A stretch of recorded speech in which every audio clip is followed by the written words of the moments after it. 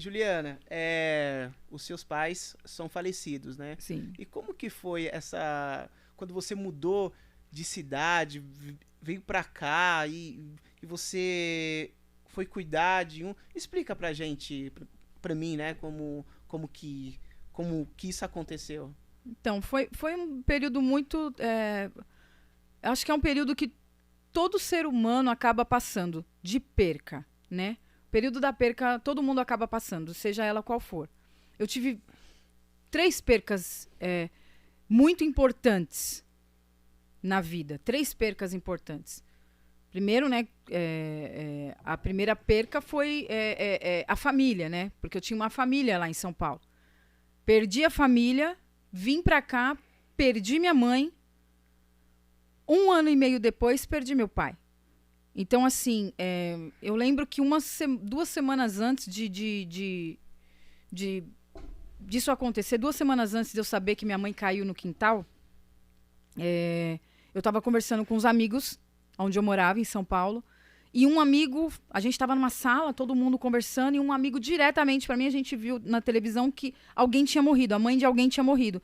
E esse meu amigo, o Felipinho, falou assim para mim: nossa, Juliana, embaçado perder a mãe, né, mano?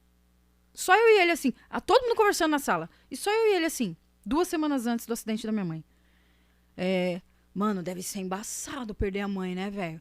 Nossa, eu não sei nem... Meu, nem fala isso, cara. Nossa. Se eu perder minha mãe, eu morro, velho. Não tem lógica, não tem lógica, não tem lógica. Porque a minha mãe era o alicerce da casa. Uhum. A minha mãe, meu pai já tava com câncer em fase terminal. Aqui em Arujá. Então, assim, a minha mãe era o alicerce. A minha mãe era a base, não só da minha família, da nossa, mas da família inteira. Uhum. Das outras irmãs, sabe? De sobrinhos. A minha mãe era aquela mulher que sustentava. Tinha sempre palavras muito sábias, conselhos muito sábios. Então, eles ligavam para falar com ela, para contar o que estava acontecendo com eles. Amigos, muitos amigos fiéis, leais a minha mãe tinha. Tanto é que quando ela veio para cá, foi um chororô em São Paulo.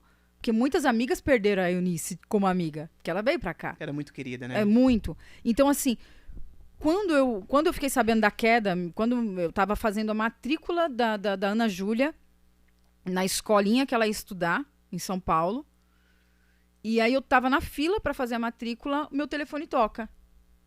Escrito pai. Falei, meu pai não me liga. Aconteceu alguma coisa. Por quê? Porque meu pai tinha um câncer em fase terminal e ele não conseguia nem pegar no telefone. Eu não sei, você lembra do braço dele? Não, né? Já tinha tirado, né? Já tinha tirado. Então aí, ele tinha um câncer, ele não conseguia pegar, ele sofria de muita dor. Então nada que ele pegasse, tudo doía. Jamais que ele ia pegar um telefone para ligar para mim. Já me deu uma dor no coração, porque eu falei, meu pai não me liga, aconteceu alguma coisa. Aí quando eu atendeu, aí eu, pai? Aí ele, corre para Arujá, porque sua mãe caiu no quintal. Eu falei, meu Deus. Deve ter taca detergente no chão para lavar o chão, deve ter escorregado, quebrou o fêmur. Vou ficar lá para cuidar dela. Eu achei que era isso. Mas quando eu cheguei aqui, a história era outra. Quando eu cheguei aqui, eu fiquei sabendo que ela tinha tido um AVC, um derrame.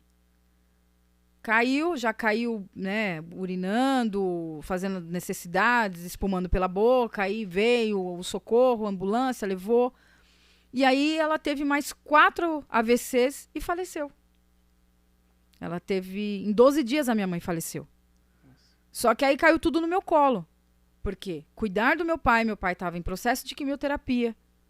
Eu não sabia nem onde era o hospital que meu pai fazia. Sabia, fui visitar, mas eu não sabia nada do processo. Então eu tinha que cuidar de tudo. Tive que cuidar de tudo. Não tive tempo de sofrer o luto com ela. Dela. E claro que chegava épocas que eu chorava muito, mas eu não queria passar esse sofrimento pro meu pai, porque eu estava perdendo meu pai também. Então, e eu não queria passar esse sofrimento pra minha filha, porque minha filha tinha acabado de perder a vovó. Eita. Então você era uma coluna ali. Eu virei o que minha mãe era, sem ter a experiência dela. E não viveu o luto. Não deu tempo de chorar, né? Não. Não deu não tempo. Tive tempo de chorar. Não tive tempo de chorar. Porque eu não podia mostrar isso. Meu pai estava ali. Meu pai fez 38 baterias de químio até ele falecer.